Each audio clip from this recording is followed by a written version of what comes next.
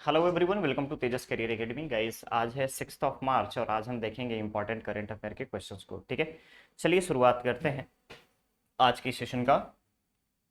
हम सबसे पहले देखेंगे यहाँ पे पहला क्वेश्चन क्या है। तो पहला क्वेश्चन रखा गया है आपका, राज्य के किस व्यक्ति को विप्रकुल गौरव शिखर सम्मान, ध्यान से देखेंगे, विप्रकुल गौरव शिखर सम्मान 2023 से सम्मानित किया गया है। ठीक है, विप्रकुल गौरव शिखर सम्मान से सम्मानित किया गया है। अभी रिसेंटली हमने ये देखा था कि संत कवि श्री पवन, संत श्री पवन दीवान जी के नाम पर, ध्यान रखिएगा, संत श्री पवन दीवान जी के नाम पे राज्य अलंकरण की शुरुआत की जाएगी। ये हमने पढ़ा था, ये हमें पता है। ठीक है, तो याद रखना है आपको कि 2 मार्च को जब संत कवि श्री पवन दीवान जी की स्मृति पुण्यतिथि मनाई जा रही थी, स्मृति दिवस मनाया जा रहा था, उसी दौरान छत्तीसगढ़ के डॉक्टर सुरेंद्र दुबे जी को, ध्यान रखना है आपको, डॉक्टर सुरेंद्र दुबे जी को विप्रकुल गौरव सम्मान 2023 दिया गया है। क्या दिया गया है? विप्रकुल गौरव शिखर सम्मान, विप्रकुल गौरव शिखर सम्मान। ठीक है, याद रहेगा कौन से वर्ष के लिए? 2023 के लिए, 2023 के लिए विप्रकुल गौरव शिखर सम्मान 2023 के लिए दिया गया है। इसके अलावा 2 व्यक्ति और थे। ठीक है, 2 महान हस्ती छत्तीसगढ़ के और थे, ध्यान रखना है आपको, जिनको संत कवि श्री पवन दीवान, याद रखना है, संत कवि श्री पवन दीवान स्मृति अस्मिता पुरस्कार भी दिया गया है। क्या दिया गया है? संत श्री पवन दीवान, ध्यान रखिएगा, पवन दीवान स्मृति स्मिता सम्मान, स्मृति स्मिता सम्मान। ठीक है, स्मिता सम्मान, क्लियर रहेगा, उनकी स्मृति में ये सम्मान दिया गया है। ठीक है, ये सम्मान दिया गया है। और वो कौन से 2 व्यक्ति थे? तो आपको याद रखना है, अरुण कुमार निगम और काशीपुर निकुंदम। ध्यान रखिएगा, काशीपुर कुंदन, क्लियर रहेगा, काशीपुर कुंदन, याद रहेगा 2 नाम। कुमार निगम, अरुण कुमार निगम, पहला नाम क्या है? अरुण कुमार निगम। ठीक है, और दूसरा काशीपुर कुंदन, काशीपुर कुंदन इनका नाम है। ठीक है, इन 2 व्यक्तियों को संत श्री पवन दीवान स्मृति अस्मिता सम्मान से सम्मानित किया गया है। बट हम क्वेश्चन में जब देखते हैं, क्वेश्चन में पूछा गया है कि विप्रकुल गौरव शिखर सम्मान 2023 किसे दिया गया है, तो डॉक्टर सुरेंद्र दुबे जी को, डॉक्टर सुरेंद्र दुबे जी को करेक्ट ऑप्शन बन जाएगा यहाँ पर ए। ठीक है, याद रखिएगा, याद रखिएगा, क्लियर रहेगा यहाँ पे। चलिए नेक्स्ट क्वेश्चन है, राज्य आर्थिक सर्वेक्षण 2022-23 के आधार पर राज्य का सकल घरेलू उत्पाद स्थिर भाव पर कितना है? हाल ही में आप सभी को पता होगा कि 2022-23 के लिए हमारा क्या आया है? Economic survey report, economic survey report. आप सभी को पता होना चाहिए कि सीजीपीएससी 2022 का जो एग्जाम हुआ फरवरी 12 को, उसमें से आपके टोटल 9 क्वेश्चन किससे थे? इकोनॉमिक सर्वे से। ठीक है, टोटल 9 क्वेश्चन कहां से थे? इकोनॉमिक सर्वे से। तो आपको इकोनॉमिक सर्वे की इंपॉर्टेंस को समझना होगा। ठीक है, इकोनॉमिक सर्वे का रिपोर्ट को समझना होगा कि किस तरीके से, कहां पे, कैसा कैसा डेवलपमेंट हो रहा है, ग्रोथ रेट क्या है, इन सभी चीजों के बारे में आपको याद रखना होगा। अभी एक छोटा सा टेबल मैं आपको बना के दिखा रहा हूं, जहां पे हम कंपैरिजन देखेंगे छत्तीसगढ़ और इंडिया, यानी भारत। ठीक है, पहला हम यहाँ पर बात करते हैं primary sector, that is agriculture के बारे में, दूसरा बात करेंगे हम इंडस्ट्री के बारे में, और तीसरा बात करेंगे हम सर्विस सेक्टर के बारे में। ध्यान रखिएगा, सर्विस सेक्टर के बारे में। तीनों सेक्टर में इंडिया छत्तीसगढ़ का क्या कंट्रीब्यूशन है, छत्तीसगढ़ में किस तरीके का ग्रोथ है, इंडिया का क्या कंडीशन है, इन सभी चीजों पे। ठीक है, तो जब आप छत्तीसगढ़ में कृषि को देखेंगे तो ये है आपका 5.93% इकोनॉमी रिपोर्ट 2022-23 के आधार पे, और भारत का जो आर्थिक रिपोर्ट आया, समीक्षा आया, उसके आधार पे 3.14% है। थोड़ा सा कंपेरेटिव स्टडी आपके लिए जरूरी होगा, इस चीज को याद रखेंगे आप। वहीं अगर उद्योग के बारे में बात करें छत्तीसगढ़ में, तो ये कितना है? 7.83%। ठीक है, और 7.83%। और अगर हम इंडिया के कॉन्टेक्स्ट में बात करें तो इंडिया कॉन्टेक्स्ट में ये कितना है, 4.11% सेकेंडरी सेक्टर में। वही जब आप टर्शियरी सेक्टर की बात करते हो, यानी कि सेवा क्षेत्र के बारे में बात करते हो, तृतीयक क्षेत्र के बारे में बात करते हो, तो यहाँ पे करीब करीब लगभग सेम है। छत्तीसगढ़ में सर्विस सेक्टर 9.21% और इंडिया की अगर हम बात करें तो 9.14%। क्लियर रहेगा। ये है आपका एक इकोनॉमिक सर्वे रिपोर्ट 2022-23 छत्तीसगढ़ का और इंडिया के दोनों का कंपैरेटिव। देख सकते हो आप एग्रीकल्चर, इंडस्ट्री और सर्विस में किस तरीके का यहाँ पे डिफरेंस हुआ है।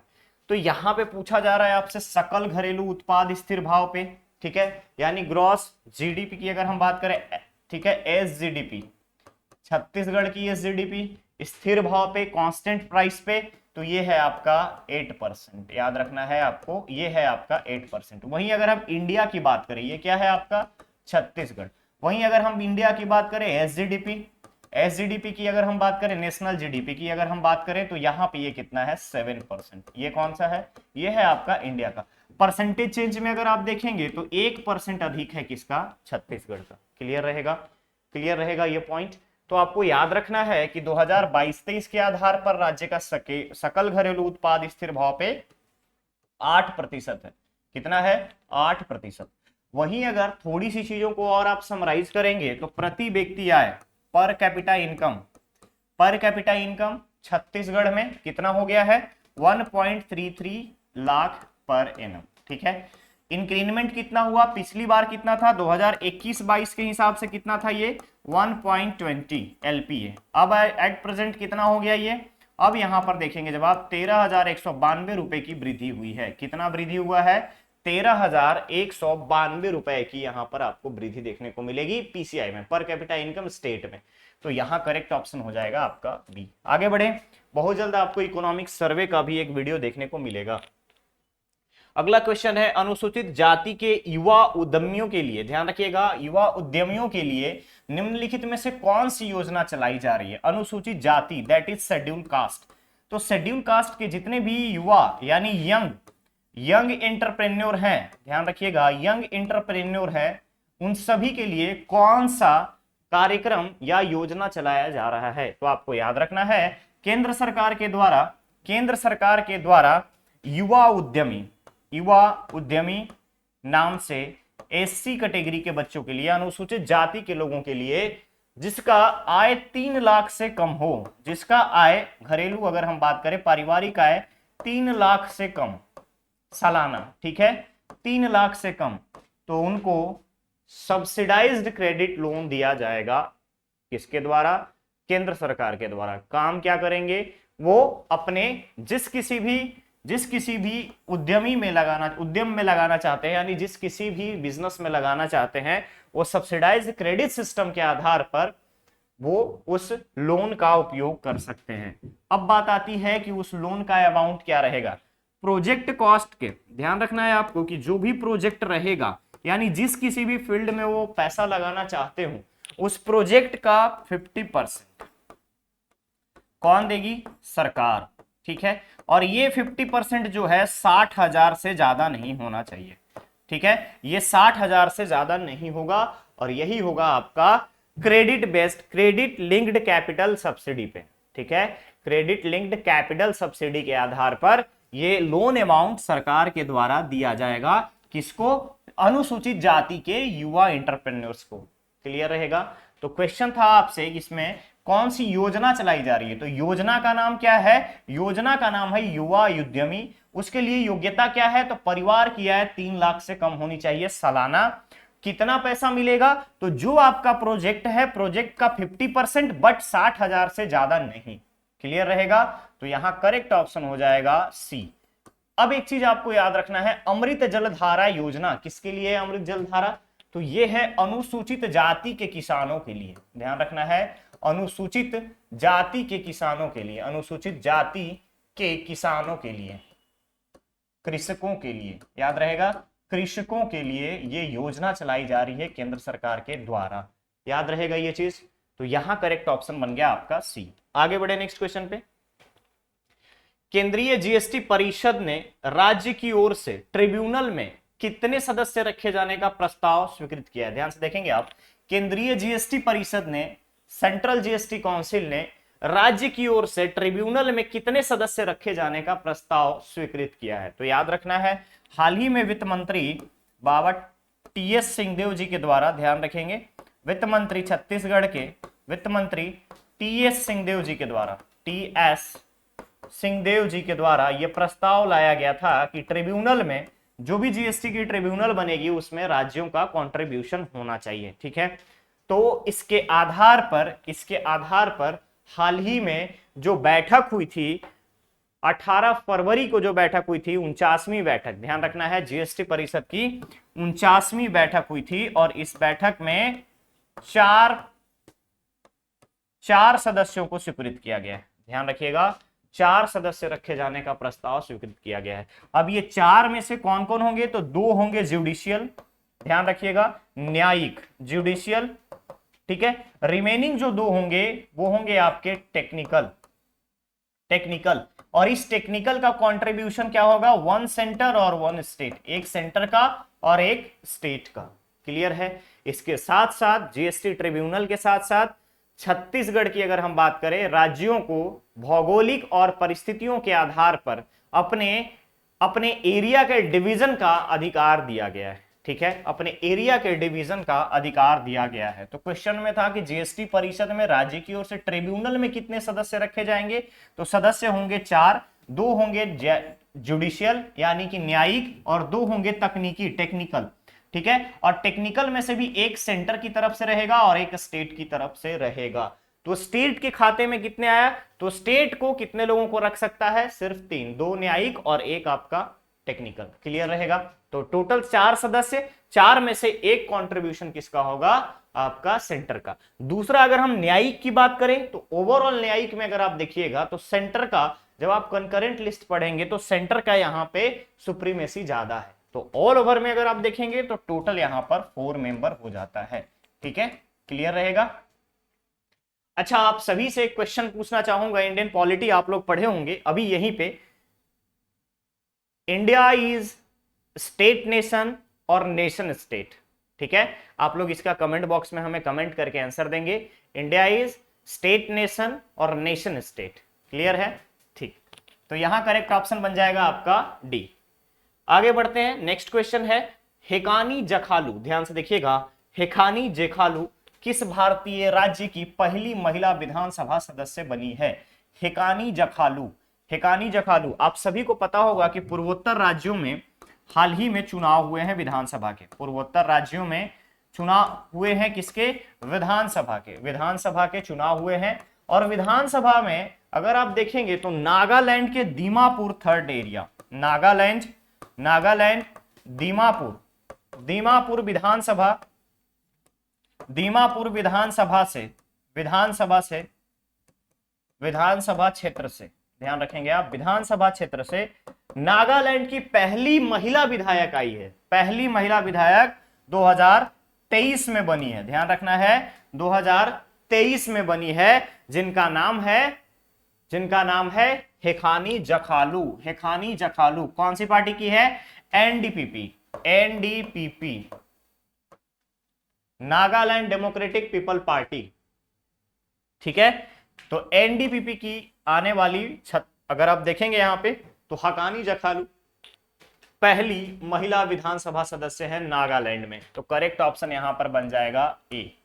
ठीक है, नागालैंड राज्य गठन के बाद से पहली बार कोई विधानसभा में महिला जनप्रतिनिधि आई है। तो करेक्ट ऑप्शन हो जाएगा ए। अगला क्वेश्चन है राष्ट्रीय सुरक्षा दिवस 2023 कार्यक्रम किस थीम पर आयोजित किया गया? राष्ट्रीय सुरक्षा दिवस 2023 कब मनाया जाता है? 4 मार्च को। ध्यान रखिएगा, 4 मार्च को मनाया जाता है राष्ट्रीय सुरक्षा दिवस। और राष्ट्रीय सुरक्षा दिवस में शामिल क्या है? सड़क सुरक्षा, इसके अलावा कार्यस्थल मतलब वर्किंग प्लेस सिक्योरिटी। ठीक है, इसके बाद सोशल सिक्योरिटी,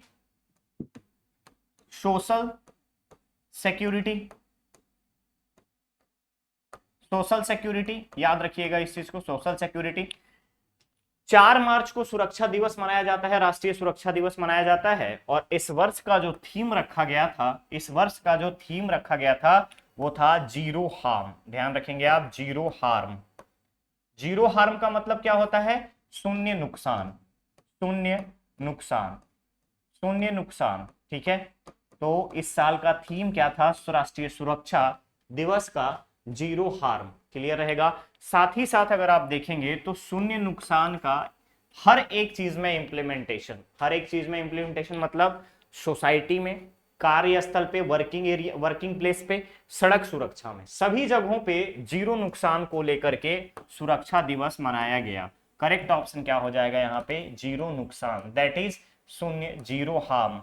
ठीक है, जीरो हार्म इस साल का नेशनल सिक्योरिटी डे का थीम रखा गया था। क्लियर है। नेक्स्ट क्वेश्चन है, मॉनसून के समय जल संरक्षण को जन अभियान में बदलने के लिए कौन सा अभियान लॉन्च किया गया है? मॉनसून के समय का मतलब क्या हुआ? बारिश। ठीक है, बारिश के समय में, बारिश के समय में जो नेचुरल वाटर आती है, जो प्राकृतिक जल आते हैं, उसको जल संरक्षण को जन अभियान में बदलने के लिए राष्ट्रपति द्रौपदी मुर्मू जी के द्वारा, ध्यान रखिएगा, द्रौपदी मुर्मू जी के द्वारा, ठीक है, द्रौपदी मुर्मू जी के द्वारा जल संरक्षण को जन अभियान में बदलने के लिए, जल संरक्षण को जल अभियान में बदलने के लिए catch the rain, catch the rain 2023, catch the rain 2023 अभियान चलाया जा रहा है, लॉन्च किया गया है। Catch the rain 2023।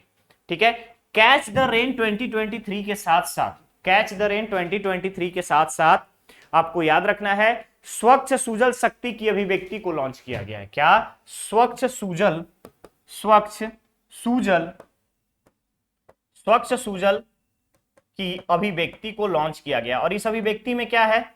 इस अभिव्यक्ति में है, इस अभिव्यक्ति में अगर आप देखेंगे तो राष्ट्रीय स्वच्छता मिशन, भारतीय जल जीवन मिशन, राष्ट्रीय जल जीवन मिशन, जल जीवन मिशन, सभी को शामिल करके उसकी कहानियों को रखा गया है। ठीक है, कहानियों को और क्या अचीवमेंट है उसको यहां पर शामिल किया गया है। तो क्वेश्चन में है आपको कि जल संरक्षण को जन अभियान में बदलने के लिए कौन सा अभियान लॉन्च किया गया है? तो catch the rain 2023, catch the rain 2023। ठीक है, तो करेक्ट ऑप्शन यहां पर बन जाएगा आपका सी। किसके द्वारा लॉन्च किया गया? तो लॉन्च किया गया है राष्ट्रपति द्रौपदी मुर्मू। इसके साथ साथ आपको याद रखना है सुजल, स्वच्छ सुजल जल शक्ति की अगर हम बात करें, इस योजना के तहत छत्तीसगढ़ के पंतोरा पंचायत, पाटन विधानसभा पंतोरा पंचायत को अवार्ड दिया गया है, पता है, पुरस्कृत किया गया है नारी शक्ति सम्मान के साथ साथ। यहां की अंजिता गोपेश देशमुख, ध्यान रखेंगे, अंजिता गोपेश साहू, याद रखना है आपको कि अंजिता गोपेश साहू को बेस्ट सरपंच का अवार्ड दिया गया है। बेस्ट सरपंच और बेस्ट सरपंच और बेस्ट पंचायत, ध्यान रखना है, बेस्ट पंचायत पुरस्कार भी दिया गया है। किसके लिए? स्वच्छ एवं सुजल, स्वच्छ एवं सुजल अभियान के लिए, सुजल अभियान के लिए। क्लियर रहेगा? क्लियर रहेगा। करेक्ट ऑप्शन बन जाएगा सी। आगे बढ़ते हैं नेक्स्ट क्वेश्चन पे। छत्तीसगढ़ राज्य विधानसभा में बजट सत्र के दौरान किस जिले में मेडिकल कॉलेज की स्थापना की मंजूरी दी गई है? ध्यान से देखिएगा, बजट सत्र में कब से शुरू हुआ है? 1 मार्च से। 1 मार्च से बजट कब पेश हो रहा है? 6 मार्च, यानी कि आज बजट पेश होगा। ठीक है, कितनी सिटिंग्स होंगी? कितनी सिटिंग्स? 14 सिटिंग्स इसमें लाए जाएंगे, 14 सिटिंग्स होंगी इसमें। ठीक है, राज्यपाल का अभिभाषण हो चुका है। राज्यपाल का अभिभाषण कौन से आर्टिकल में? 176 राज्यपाल का अभिभाषण। क्लियर रहेगा। विधानसभा में राज्यपाल का अभिभाषण आर्टिकल 176। अब 1 मार्च से बजट सेशन स्टार्ट हुआ, 6 मार्च को बजट पेश होगा। टोटल 14 सिटिंग्स ऑर्गेनाइज किए जाएंगे और इसी दौरान याद रखिएगा नेता प्रतिपक्ष, नेता या विपक्ष के नेता, आप ध्यान रखेंगे, विपक्ष नेता नारायण चंदेल जी के द्वारा, नारायण चंदेल जी के द्वारा जांजगीर चांपा जिले में मेडिकल कॉलेज, चूंकि ये एससी बहुल एरिया है, ठीक है, एससी बाहुल्य क्षेत्र है, इसके लिए मेडिकल के लिए अगर हम बात करें तो मेडिकल कॉलेज की स्थापना की मंजूरी बजट सेशन के दौरान दी गई है। तो करेक्ट ऑप्शन यहां पर बन जाएगा आपका डी। डिमांड किसके द्वारा? नारायण चंदेल जी के द्वारा, जो कि नेता विपक्ष के हैं। क्वेश्चनिंग हुई, और क्वेश्चनिंग के साथ साथ आपको याद रखना है कि बजट सत्र में ही क्वेश्चन पूछा गया कि छत्तीसगढ़ राज्य सरकार के ऊपर लोन कितना है। तो अभी तक याद रखिएगा कि 2021-22 का अगर हम बात करें, पिछले 21-22 का अगर जो फाइनेंशियल ईयर था, उसमें 22,000 करोड़ रुपए के आसपास क्या दिए हैं हम लोग? इंटरेस्ट पे किए हैं। ध्यान रखेंगे, इंटरेस्ट पे किए हैं। कभी सरप्लस इकोनॉमी रहने वाले स्टेट में ये सिचुएशन हो रही है, ठीक है। तो ये चीज आप याद रखेंगे। तो एससी बाहुल्य क्षेत्र होगा और यहां पर जांजगीर चांपा करेक्ट ऑप्शन बनेगा। क्लियर है? नेक्स्ट क्वेश्चन है, हाल ही में बहुचर्चित पुरंगा कोल ब्लॉक राज्य के किस जिले में स्थित है? पुरंगा कोल ब्लॉक फेमस क्यों हुआ? तो ये है आपका रायगढ़ जिले में, ठीक है, रायगढ़ जिले में। कोल मंत्रालय के द्वारा, यानी कि केंद्रीय कोल मंत्रालय के द्वारा छत्तीसगढ़ के 36 कोल ब्लॉक्स के आवंटन में से 16 कोल ब्लॉक को आवंटित किया गया है, ठीक है, कोल ब्लॉक को आवंटित किया गया है। और इसी में से एक है आपका पुरंगा कोल ब्लॉक। पुरंगा कोल ब्लॉक कहां है? रायगढ़। यहीं से अगर आप देखेंगे तो गारेपेलमा, ध्यान रखिएगा, गारेपेलमा, यहां भी अगर आप देखेंगे तो अलग अलग सेक्टर में, 4 सेक्टरों के अलग अलग सब्स्टिट्यूट्स में यहां पर आपके कोल ब्लॉक्स अवेलेबल हैं, ठीक है। अब बात आती है कि रायगढ़ में 36, अगर हम देखें छत्तीसगढ़ में 36 कोल ब्लॉक में से 16 का आवंटन, और रायगढ़ जिले का पुरंगा क्यों फेमस हुआ? तो क्यों इसका आवंटन जो हुआ है वो हुआ है छत्तीसगढ़, ध्यान रखना है आपको, नेचुरल रिसोर्सेस प्राइवेट लिमिटेड को। किसको हुआ है? Chhattisgarh natural resources private limited को आवंटित किया गया है। टोटल अगर यहां पे भंडारण की बात करें तो भंडारण क्षमता अगर आप देखिएगा यहां पे, तो इसका टोटल है 26 लाख टन। ध्यान रखिएगा, 2600 लाख टन, 2600 लाख टन इसका टोटल स्टोरेज है इस कोल ब्लॉक का। किसका? पुरंगा कोल ब्लॉक का। तो कौन से एरिया में है? यह है आपका रायगढ़ जिले में। तो करेक्ट ऑप्शन क्या बन जाएगा? ए, ठीक है। आगे बढ़े, नेक्स्ट क्वेश्चन है, राज्य के किस स्थान पर काली मिर्च का उत्पादन सर्वाधिक हो रहा है? काली मिर्च, वैसे तो अगर आप देखेंगे तो मसालों की खेती में छत्तीसगढ़ अभी आगे बढ़ रही है, ठीक है, मसाले की खेती में अगर आप देखेंगे तो छत्तीसगढ़ आगे बढ़ रही है।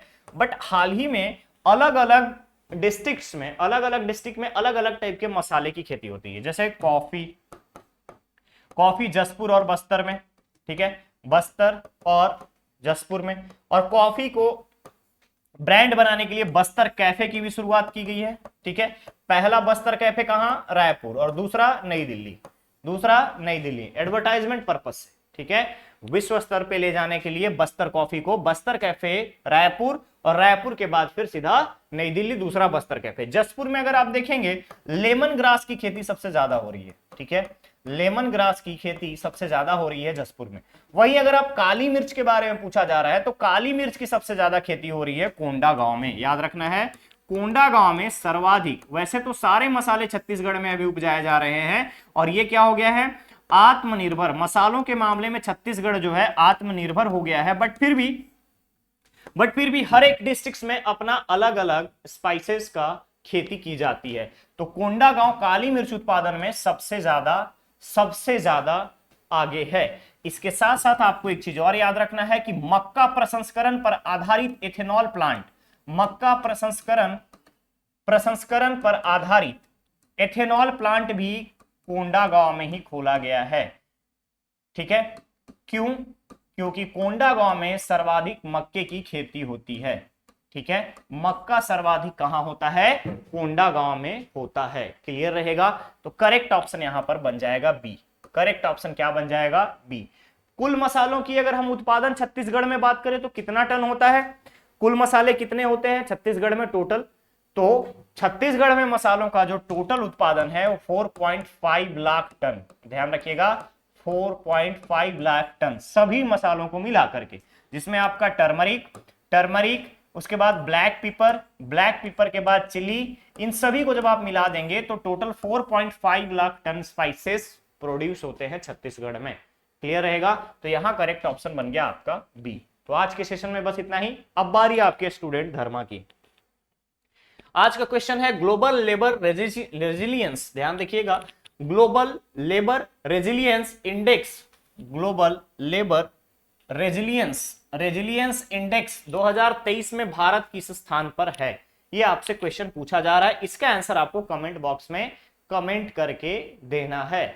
अब मैं यहां पे थोड़ा सा आपको हिंट देता हूं, टॉप पे कौन सा कंपनी है, डेनमार्क, सॉरी कंट्री कौन सा है, टॉप में है यानी कि फर्स्ट में है डेनमार्क, सेकंड में है आपका स्विट्जरलैंड, सेकंड में कौन सा है, स्विट्जरलैंड, थर्ड में है आपका जर्मनी, थर्ड में है आपका जर्मनी। अब आप हमें बताएंगे कि इंडिया की पोजीशन क्या है रेजिलियंस इंडेक्स में। क्लियर रहेगा? लास्ट लेक्चर में मैंने आपसे क्वेश्चन पूछा था, ग्लोबल लेवल पे सूचना एवं प्रौद्योगिकी में बेस्ट इनोवेटिव गवर्नमेंट का अवार्ड किसे दिया गया है? तो उसमें आंसर होगा भारत। क्लियर है? बहुत सारे आप लोगों ने उसमें आंसर भी किया है और ये बहुत अच्छी बात है, आप लोग उसमें बेटर एंगेजमेंट बढ़ाइए। बहुत सारे लोगों ने मेरे से टेलीग्राम के बारे में पूछा, टेलीग्राम लिंक उसमें पिन कर दिया गया है और आपके जो भी वीडियो जाएंगे उसमें देखिएगा पिन कमेंट में आपको टेलीग्राम का लिंक मिलेगा, उसके बाद एक आपको लिंक मिलेगा रिक्रूटमेंट के रिगार्डिंग, आप उन दोनों को आप देख सकते हो। दोनों में आपको जहां पे भी रिक्रूटमेंट अपडेट की रिक्वायरमेंट हो, कौन सी जॉब वैकेंसी आ रही है या किस तरीके का हमारा ट्रेंड चल रहा है, इन सभी चीजों को हम देखें। ठीक है, तो याद रखिएगा। चलिए मिलते हैं बहुत ही जल्द हम लोग नेक्स्ट और नए सेशन में। बने रहिए तेजस करियर एकेडमी के साथ, चैनल को सब्सक्राइब करें, वीडियो को लाइक शेयर जरूर करें। Thank you so much guys.